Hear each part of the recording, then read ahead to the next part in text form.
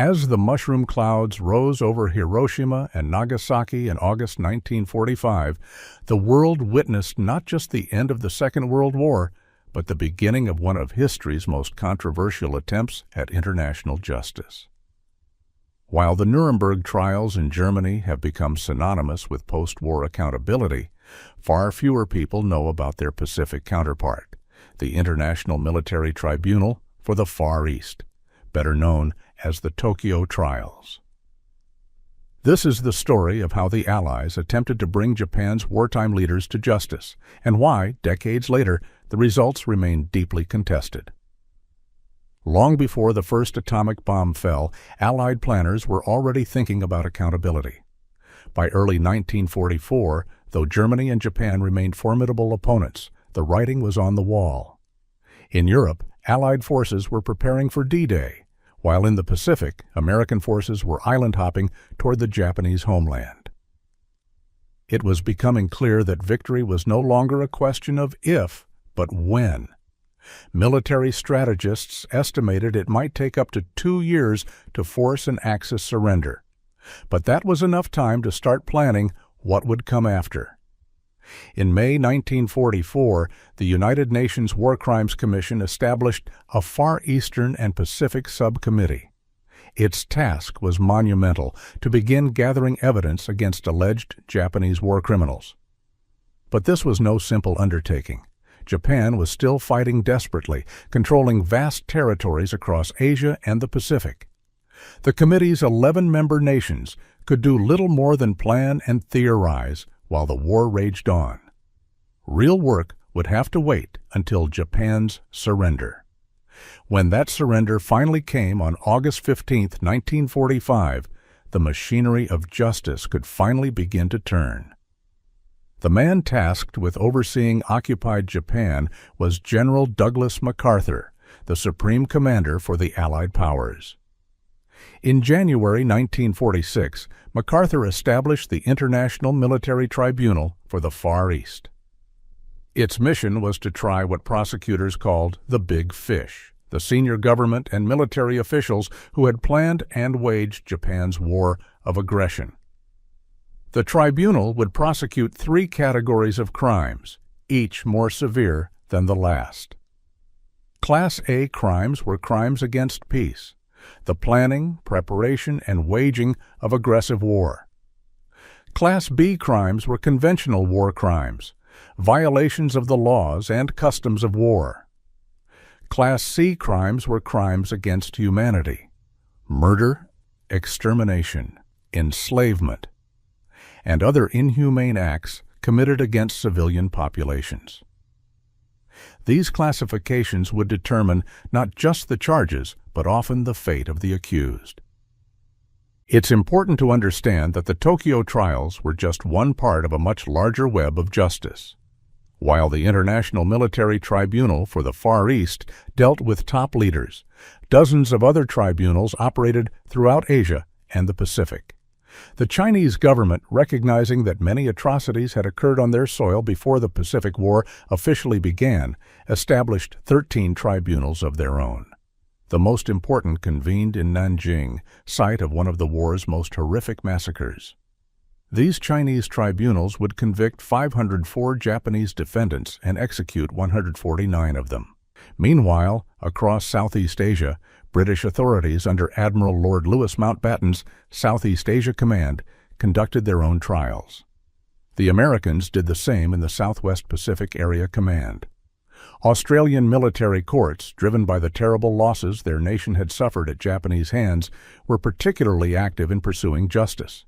The scope of the entire endeavor was staggering: 25 defendants at the main Tokyo tribunal and approximately 300,000 Japanese charged with Class B or C crimes at tribunals across the region. On May 3, 1946, the International Military Tribunal for the Far East convened for the first time.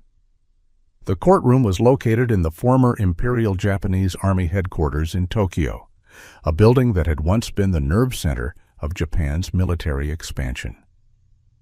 Now it would witness the reckoning for that expansion.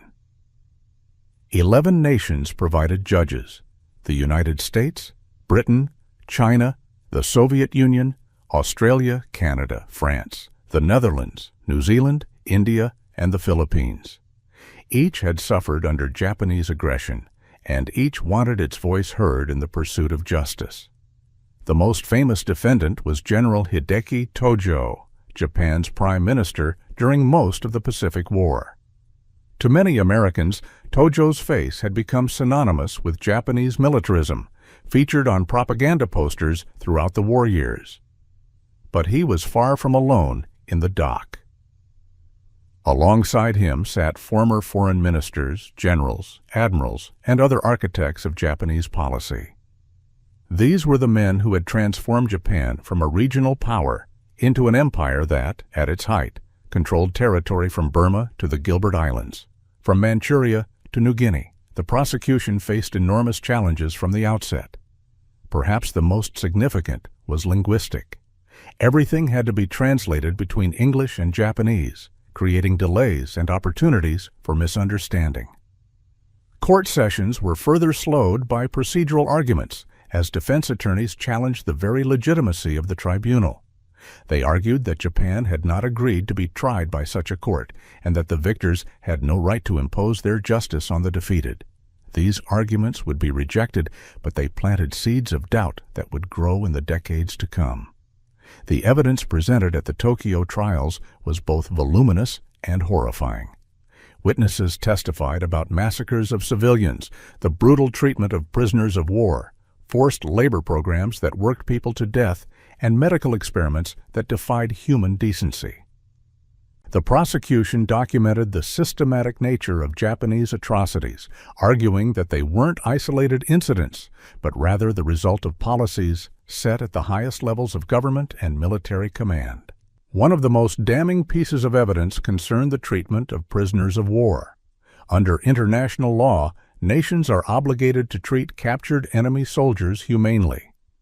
Japan had signed the Geneva Conventions but never ratified them, claiming that surrender was fundamentally dishonorable in Japanese military culture.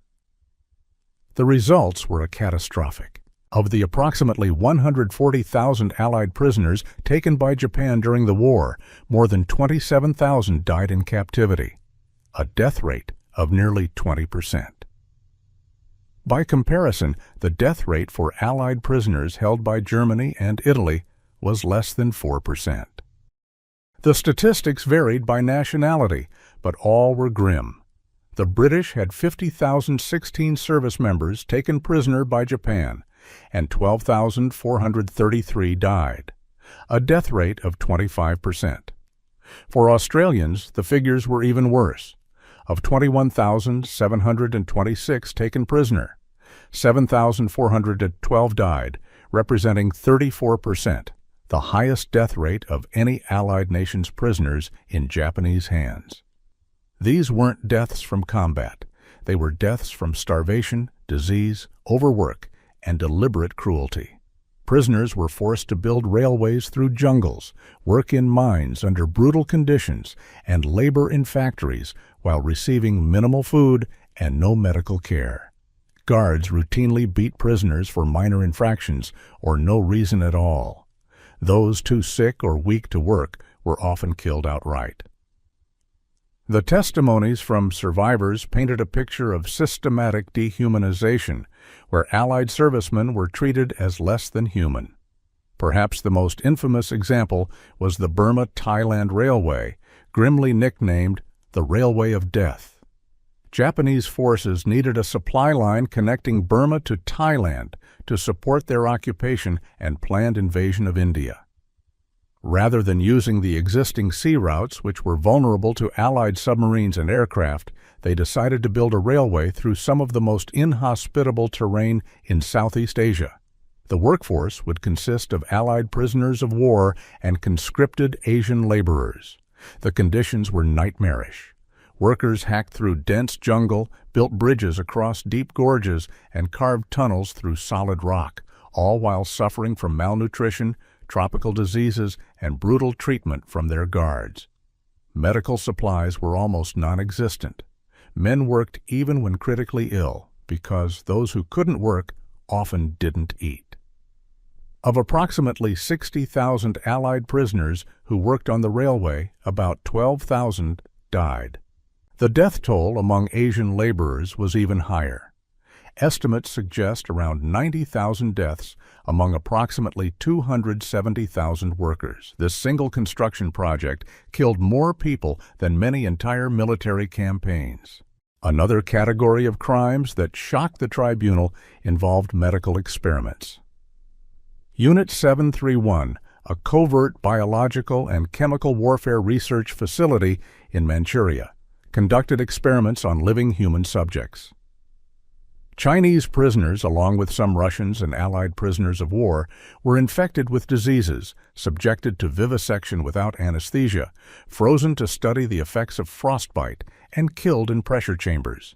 The facility's commander, Surgeon General Shiro Ishii, escaped prosecution through a deal with American occupation authorities. In exchange for his experimental data, which the United States wanted for its own biological warfare program, Ishii and many of his subordinates received immunity. This was one of many compromises that would undermine the tribunal's credibility. The trials proceeded slowly. Translation difficulties continued to plague proceedings. Defense attorneys made lengthy arguments challenging the court's jurisdiction and the definition of crimes. The sheer volume of evidence meant that proceedings stretched on month after month. It wasn't until November 1948, nearly 3 years after Japan's surrender, that the tribunal delivered its verdicts. Of the 25 defendants, 7 were sentenced to death by hanging. These included Hideki Tojo, the wartime prime minister, General Kenji Doihara, who had been involved in Japan's conquest of Manchuria, General Iwane Matsui, commander of forces during the rape of Nanjing, and General Haitaro Kimura, who bore responsibility for the Burma Thailand Railway. 16 defendants received life sentences. 2 had died during the trial, and 1 had been found mentally incompetent to stand trial. The executions were carried out just after midnight on December 23, 1948, at Sugamo Prison in Tokyo. The condemned men were denied the samurai tradition of death by beheading, instead being hanged Western style. The date was chosen deliberately. It was Crown Prince Akihito's birthday, a final humiliation for the executed leaders. Their bodies were cremated and the ashes scattered from an airplane to prevent their graves from becoming shrines for militarist sympathizers. But the Tokyo trials were just the tip of the iceberg. Throughout Asia and the Pacific, other tribunals were pursuing justice against lower-ranking officers and enlisted men who had personally committed atrocities. The British conducted trials in 23 cities across Southeast Asia, focusing on crimes committed in Singapore, Malaya, North Borneo, Burma, and Hong Kong. These trials faced enormous practical challenges. Many potential witnesses had been evacuated immediately after liberation for medical treatment and had returned to their home countries. Collecting testimony required tracking down scattered survivors across continents. Lord Mountbatten's command managed to collect 35,963 witness statements despite these obstacles. Local populations in formerly occupied territories proved invaluable, providing detailed accounts of atrocities they had witnessed. The first British war crimes trial opened in Singapore on January 21, 1946. By May of that year, 8,900 suspects were under arrest throughout the Southeast Asia Command area. However, less than 1,000 would ever face trial, as the British investigation was hampered by lack of staff, particularly translators, shortage of funds, and competing priorities. The British executed 223 Japanese for war crimes, a number that prosecutors acknowledged was far less than deserved punishment. The Australians were more aggressive, reflecting their determination to seek justice for the extraordinarily high death rate among Australian prisoners of war. Australian military courts charged 924 Japanese with war crimes, secured 496 convictions with prison terms, and executed 153 for murder. One case that spanned multiple jurisdictions involved Lieutenant General Takuma Nishimura. During the Malayan Campaign in 1941–42, Nishimura had commanded the Imperial Guards Division. Wounded Australian and Indian soldiers captured at Parit Sulong were massacred on his watch. Nishimura was also implicated in the Suk Ching massacre in Singapore, where the Kempe Tai military police murdered thousands of Chinese civilians suspected of opposing Japanese rule. British authorities tried Nishimura for the Singapore massacre and sentenced him to life imprisonment. But after serving just 4 years while being transported to Japan to serve the remainder of his sentence, Australian military police forcibly removed him from the ship at Hong Kong. Nishimura was taken to Manus Island in the Pacific, tried for ordering the Parit Sulong massacre, found guilty, and hanged on June 11, 1951. Not all senior officers faced justice, however. Field Marshal Count Hisaichi Terauchi, commander of the Southern Expeditionary Army Group covering the entire Southeast Asia Command area, personally surrendered to Mountbatten in Saigon on November 30, 1945. A stroke had prevented him from attending the formal surrender ceremony in Singapore in September. While in a prisoner of war camp in Malaya, Terauchi suffered another stroke and died on June 12, 1946, before he could be brought to trial. His death deprived prosecutors of the chance to hold accountable the man who bore ultimate command responsibility for countless atrocities across Southeast Asia. By 1950, most war crimes trials had concluded. Across Asia, prisons held Japanese war criminals serving various sentences. Some executions were still pending, but the appetite for justice was waning. The geopolitical landscape had shifted dramatically. The Cold War was intensifying. China had fallen to communist forces under Mao Zedong. The Soviet Union had detonated its first atomic bomb. Communist North Korea was preparing to invade South Korea. In this new world, American policymakers began to see Japan not as a defeated enemy to be punished, but as a potential ally to be cultivated. This shift had profound implications for war criminals still in prison. General MacArthur issued a directive on March 7, 1950, automatically reducing life sentences by 1/3 for good behavior. Parole became available after 15 years' imprisonment.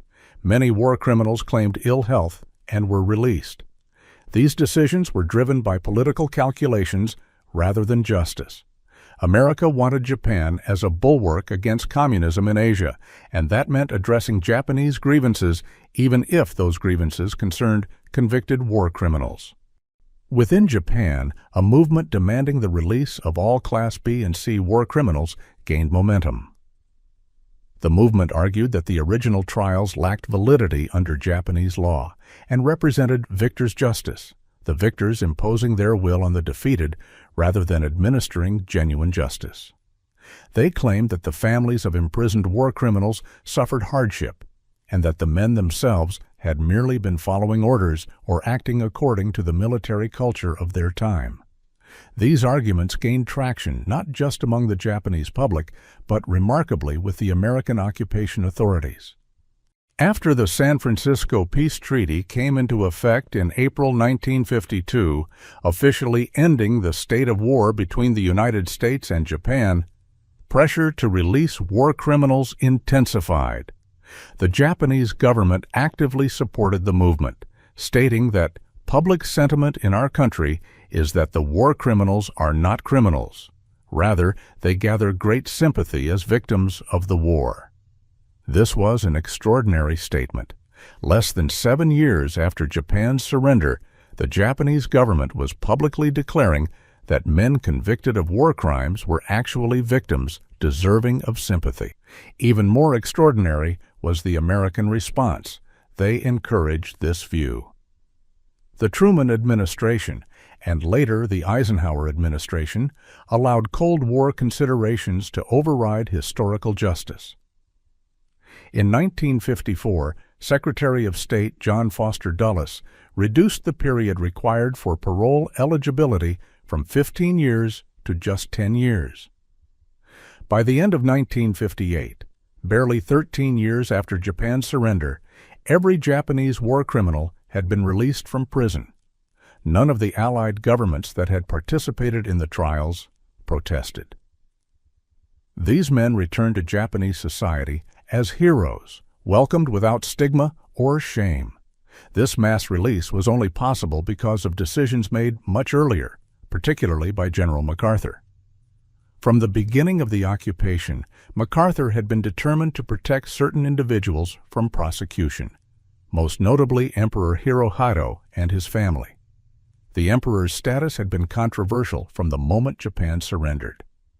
Many in the Allied nations, particularly Australia and Britain, wanted Hirohito tried as a war criminal. They argued that he bore ultimate responsibility for Japan's war of aggression, that he had approved major military operations, and that atrocities had been committed in his name. MacArthur disagreed vehemently. He believed that prosecuting the emperor would destabilize Japan and potentially spark a guerrilla resistance. He wanted to use the imperial institution to legitimize the occupation and maintain order. To that end, MacArthur's intelligence chief, Brigadier General Bonner Fellers, was ordered to work with defendants in the Tokyo trials to ensure their testimony exonerated the emperor. In effect, MacArthur's headquarters functioned as a defense team for Hirohito, coordinating stories to portray him as a powerless figurehead carried along by events rather than an active participant in decision-making. This protection extended beyond Hirohito to other members of the imperial family. Several princes had held senior military positions during the war and were implicated in war crimes, but none were prosecuted. Prince Chichibu, the emperor's younger brother, served as an army officer in China and was present in Nanjing shortly after the infamous massacre. Some historians have suggested he headed Operation Golden Lily, a program to systematically loot occupied territories of art, gold, and cash. Prince Asaka, Hirohito's uncle, was the temporary commander of Japanese forces in Nanjing during the massacre and allegedly issued orders to kill all captives. Prince Takeda, a first cousin, had executive responsibility for Unit 731 at Imperial General Headquarters. Prince Higashikuni, the emperor's uncle and Japan's first post-war prime minister, had ordered the execution of captured American airmen from the Doolittle raid. None of these men faced trial. MacArthur's protection ensured that the imperial family remained beyond the reach of justice. This decision had profound and lasting consequences. By exempting the imperial family and by coordinating testimony to exonerate the emperor, MacArthur gave ammunition to Japanese revisionists who would later argue that Japan had done nothing wrong, that the war crimes trials were illegitimate, and that Japan had been a victim rather than an aggressor. As historian John Dower wrote, MacArthur's actions had a lasting and profoundly distorting impact on Japanese understanding of the lost war. The contrast with how Nazi war criminals were treated is stark. In Germany, the denazification process continued for years. War criminals who escaped initial prosecution were hunted for decades. Men like Adolf Eichmann were tracked down in foreign countries and brought to trial years after the war ended. Many Nazi war criminals spent the rest of their lives in prison. More importantly, German society underwent a thorough reckoning with its past. Denial and revisionism existed, but they were consistently challenged. The Holocaust became central to German historical education and memory. In Japan, no comparable reckoning occurred. The early release of war criminals sent a message that their crimes hadn't really been crimes at all. The protection of the emperor and imperial family suggested that responsibility lay nowhere. The Cold War alliance with the United States provided cover for avoiding difficult historical questions. Within a generation, Japanese textbooks were soft-pedaling or omitting atrocities. Politicians began visiting Yasukuni Shrine, where executed war criminals are enshrined alongside other war dead. Revisionist historians gained prominence, arguing that Japan had fought a war of Asian liberation against Western imperialism, that atrocities were exaggerated or fabricated, and that Japan had been unfairly singled out for behavior common in warfare. These attitudes continue to strain Japan's relationships with its neighbors. China and South Korea regularly protest visits by Japanese politicians to Yasukuni Shrine and object to textbooks that minimize wartime atrocities. Survivors of sexual slavery under the comfort women system have spent decades seeking acknowledgement and apology with limited success. The lack of a thorough historical reckoning in Japan stands in stark contrast to Germany's approach and continues to fuel regional tensions. The Tokyo trials remain controversial in different ways for different audiences. To many Japanese, they represent victor's justice, the imposition of Western legal concepts on Japanese actions, the prosecution of the defeated by the victors, and a fundamental unfairness. To many Chinese, Koreans, and Southeast Asians, the trials were inadequate. Too few prosecutions, too many light sentences, too many perpetrators who escaped justice entirely. To Western historians, the trials represent a missed opportunity, a chance to establish clear historical accountability that was squandered for Cold War political considerations. Yet for all their flaws, the Tokyo trials established important legal principles. They affirmed that leaders can be held accountable for waging aggressive war. They established the concept of crimes against humanity as a distinct category of international crime. They contributed to the development of international humanitarian law. The trial's legacy can be seen in subsequent international tribunals, from those addressing crimes in the former Yugoslavia and Rwanda to the International Criminal Court established in 2002. The Tokyo trials also produced an invaluable historical record. Thousands of pages of testimony and documents were collected, creating a detailed account of Japanese wartime actions. While debates continue about interpretation, the basic facts are preserved. Survivors had their day in court, even if many felt justice was incomplete. The trials served notice that nations couldn't wage aggressive war and commit atrocities without consequence, even if those consequences proved less severe than many believed they should be. Looking back more than 7 decades later, perhaps the most important lesson from the Tokyo trials is about the relationship between justice and politics. Pure justice would have meant thorough prosecution of all war criminals regardless of rank, complete accountability for all atrocities, and a national reckoning in Japan comparable to what occurred in Germany. Political reality produced something messier and less satisfying. Incomplete prosecutions, early releases, protected elites, and a historical narrative that remains contested to this day.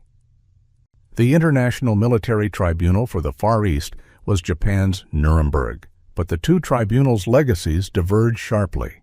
Nuremberg became a symbol of accountability and the foundation for a national reckoning. Tokyo became something more ambiguous, a moment of justice that was never fully realized, a historical turning point whose implications were never fully accepted, and a reminder that even in victory, political considerations can override the pursuit of justice.